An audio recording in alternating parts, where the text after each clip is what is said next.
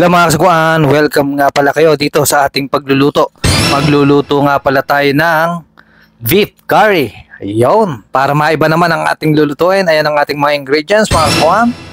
Meron tayong magic sarap, Knorr beef cubes, Alaska, at meron tayong curry powder. At eto na mga kasagwan, naglagay na nga tayo ng mantika. Ayun, mga kasagwan, pwede nyo sundan to. Nasa inyo kung gusto nyo tikman ng beef curry ng Kasagwan. Ayun at medyo i-frito natin ng konti itong ating patatas. Patatas at black pepper lang pala ang kasama nito mga Kasagwan. Ayan, at medyo na frito na. Isusunod natin ang bawang. Isusunod na rin natin maya maya ang sibuyas. Ayun mga Kasagwan, sibuyas. Dahil yan ang isa sa mga nagpapalasa sa ulam. Hindi nawawala talaga ang sibuyas at bawang pagka tayo magigisa mga kasagwan.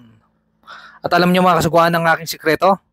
Naglalagay na kaagad ako ng pamintang durog habang ginigisa ko itong sibuyas at bawang. At hindi lang yun, pati ang Knorr beef cubes ay isinasama ko na.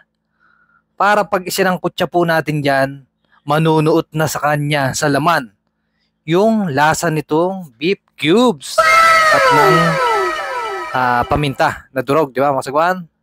Yan, at ilalagay natin ang karning pinakuluan natin yan. Pinakulaan po natin ito ng mga 20 minutes sa pressure cooker.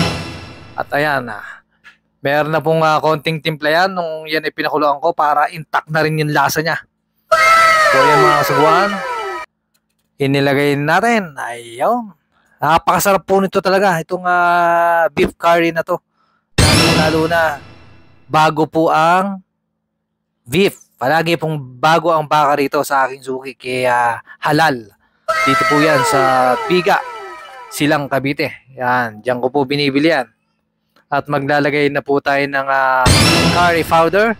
Ang ginagawa ko po rito, tinutunaw ko muna sa isang baso. Yun, para yun na rin yung pinakasabaw niya. Yun mga kasagwan. Ayan. At haluin lang natin ng konti mga kasagwan bago natin ilagay itong ating beef curry na tinunaw natin sa isang baso. Nang sa ganun naman talagang hindi mo na kailangan halu-haluin para hindi madurog yung beef dahil sobrang lambot na po nito mga kasagwan. Okay? So yan, hinahalo-halo lang po natin bago natin ilagay. At ayan, ilalagay na po natin ang ating curry powder na tinunaw natin sa isang baso mga kasagwan. At susundan rin po natin ang Alaska. Alaska evaporada. Ayan. Evaporada pa, no? Okay mga kasagwan, pagkalagay natin to, isang lata na to, medyo malaki na lata ng Alaska ang ating inilagay dahil ang ating beef dito ay 2 kilot kalahati na beef to mga kasagwan. So ito, saktong-sakto lang yung lasa nito. Iyo. Ang gagawin natin dito ay yung medyo nagtutuyo-tuyo na. Yun, para lapot na yung kanyang sabaw. At mag-a-add pa rin tayo dito ng black pepper o yung pamintang durog. Durog na durog. Ayun, mga kasagwan. Ayan.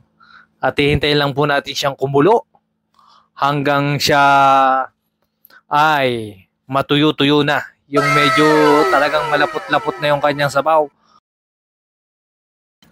Okay mga kasagwan, at mag-a-add nga rin pala tayo rito ng magic sarap mga kasagwan. Dahil hindi tayo naglalagay ng betchin, ang inilalagay lang po natin ay magic sarap. Ayan, isang magic sarap lang, sapat na mga kasagwan. Okay? So kasi ito kanina, nilagyan ko na kanina ito ng soy sauce. Soy sauce ang nilagay ko rito. Tapos naglagay din ako ng konting asin. At ngayon nilagay natin black pepper. At okay na yan mga kasagwan. Tikman na natin. Okay, thank you for watching.